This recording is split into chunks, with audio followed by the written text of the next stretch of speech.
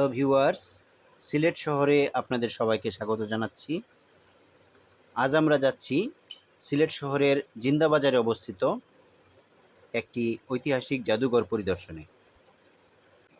জাদুঘরটির নাম museum of রাজাস। এটি মূলত বাংলাদেশের জনপ্রিয় মরমী সঙ্গীতশিল্পী হাসন রাজার জাদুঘর। এই জাদুঘরে হাসন রাজার ব্যবহৃত বিভিন্ন জিনিস, আসবাবপত্র, তৈজসপত্র, গানের পাণ্ডুলিপি সহ গুরুত্বপূর্ণ অনেক দলিল সংরক্ষণ করা হয়েছে। বাংলাদেশের মরমী কবি, গীতিকার, সুরকার ও সঙ্গীত সাধক হাসন রাজা 1854 খ্রিস্টাব্দে সিলেটের সুনামগঞ্জে জন্মগ্রহণ করেছিলেন। এই জাদুঘরটি সপ্তাহের রবিবার ব্যতীত বাকি 6 দিন সকাল 9টা থেকে বিকেল 5টা পর্যন্ত দর্শনার্থীদের জন্য উন্মুক্ত থাকে।